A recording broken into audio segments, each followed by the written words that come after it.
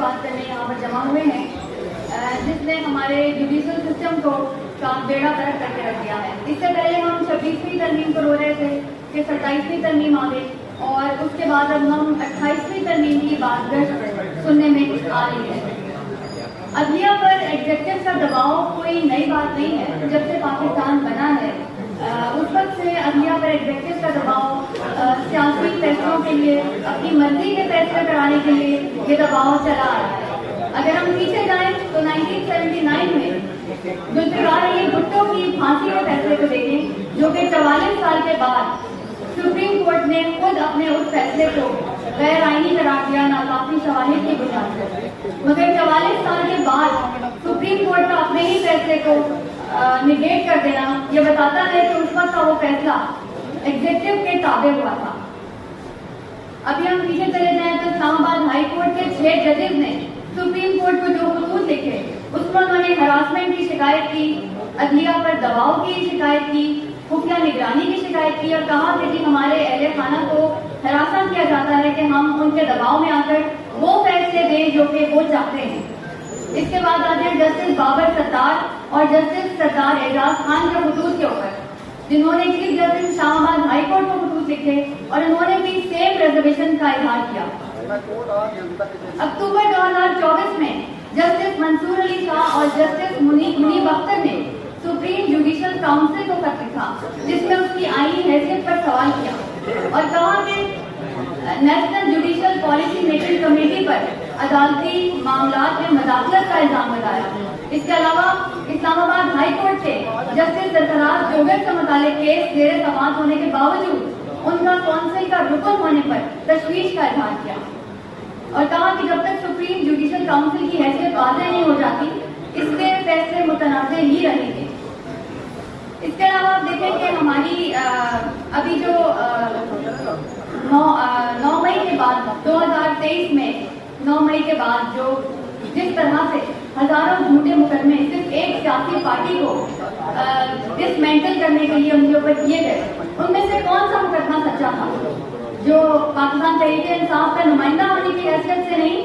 ایک عام سٹیزن پاکستان ہونے کی حیثیت سے میں یہ بات کر رہی ہوں کہ عمران خان سے لے کر اس کے تمام پارٹی لیڈران، تمام کارکنان، تمام ورکرز کے اوپر جو ہزاروں کی تعداد میں جھوٹے مقدمے کیے گئے، ان میں سے کون سا مقدمہ سچا تھا؟ وہ تمام مقدمات جو تھے وہ ایگزیکٹو کے پریشر میں آتے کیے گئے،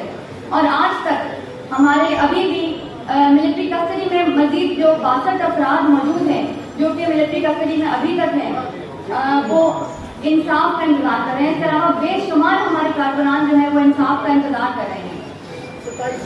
یہی جسٹس امین الدین جن کو اب فیڈرل کانسٹیٹیوشنل کورٹ کا سربراہ مقرر کیا جا رہا ہے، انہی کی سربراہی میں ملٹری کسٹڈی کے کیس کا فیصلہ ہوا تھا 7 مئی کو، جس میں انہوں نے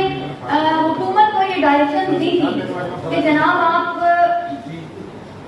ملٹری کورٹ میں ملٹری ایکٹ میں امینڈمنٹ کریں تاکہ سویلینز کو یہ رائٹ دیا جا سکے کہ وہ اپنے اوپر جو مقدمات ہیں ان کے خلاف اپیل دائر کر سکیں۔ مگر آج تک 45 دن دیے گئے تھے، مگر آج 45 تو کیا، آج 185 سے اوپر دن ہو گئے ہیں اور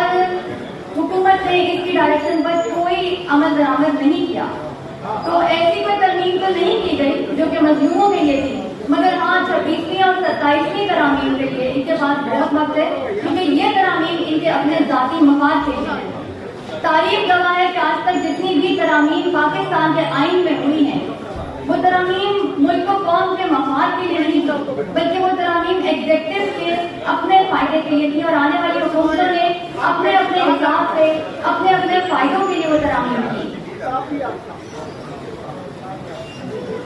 آرٹیکل 19A میں رائٹ ٹو انفارمیشن کے تحت عوام کو یہ جاننے کا پورا حق ہے کہ چیف جسٹس نے سینئر ججز کو کیوں ڈویژنل بینچز سے الگ رکھا، کیوں زیادہ تر کیسز ٹرانسفر اور ایڈیشنل ججز کو دیے جا رہے ہیں، کیوں ہائیسٹ کورٹس میں جوڈیشل اپوائنٹمنٹ کی گئی، کیوں سینئر ججز کو سپریم کورٹ اور سندھ ہائی کورٹ کی کانسٹیٹیوشنل بینچز کے لیے نامینیٹ نہیں کیا گیا،